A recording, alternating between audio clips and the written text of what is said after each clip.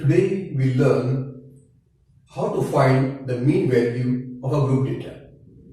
The first thing is why to have a group data at all.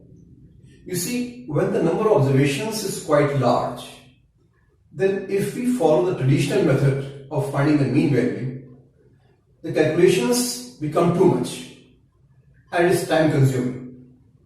So to reduce the calculations and to save time, we arrange the large data into small groups known as class intervals. Let us see this with an example. Suppose there is a data of marks obtained by students in examination. So here 10 marks obtained by one student, 20 marks obtained by one student, 36 marks obtained by 3 students, and so on. So this is a large data. These observations, these are the frequency. So now to reduce this data into this size, we arrange this variable into class intervals. So we make a class interval of 15. So that is from 10 to 25, from marks 10 and above to marks less than 25. That is, in this class interval, 10 is included and 25 is excluded. So how many students are there? We have got marks 10 and above and less than 25. That is 10 obtained by 1, 20 obtained by 1. So it is 1 plus 1, that is 2. So here the frequency is 2. So frequency of this class interval is 2. Similarly, from 25 and above to less than 40. How many students are there? 25 and above and less than 40, that is 36, 3. So the frequency of this class interval is 3. So this way we have got new class intervals and the respective frequency. This is the data now with us. Now what we do now?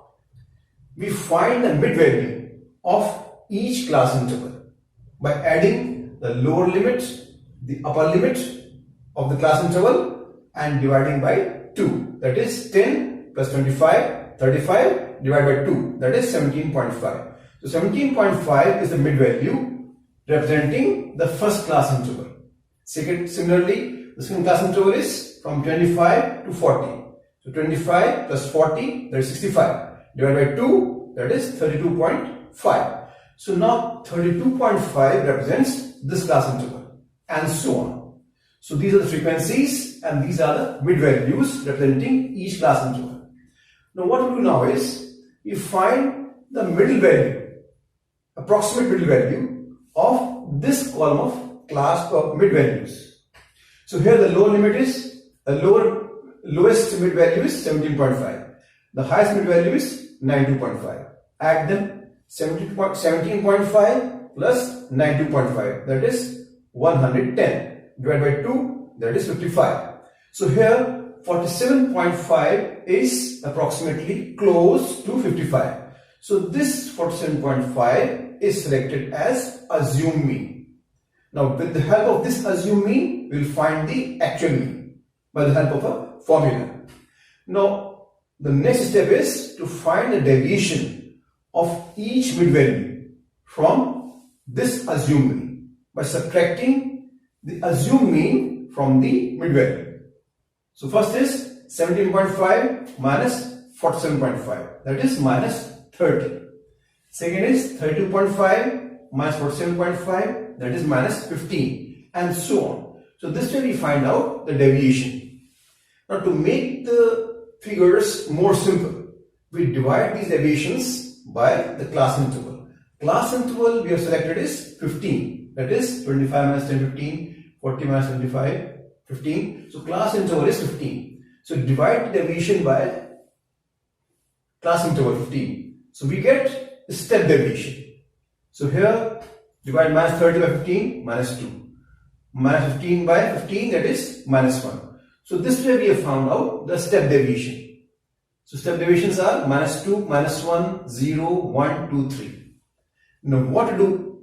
Then as next step is multiply the respective frequency with the corresponding step deviation and find the product Fi UI. So last column shows the product of Fi and corresponding Ui. So then we find out the sum of these all Fi Ui, that is summation Fi Ui, that is 29.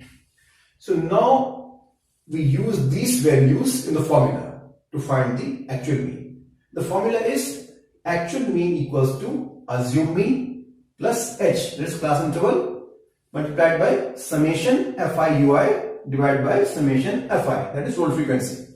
Now putting these values, actual mean x bar equals to assumed mean A plus h summation Fi Ui divided by summation Fi.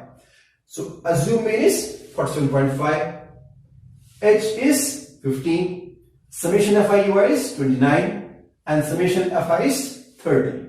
So solving this, we get the value of actual mean as 62.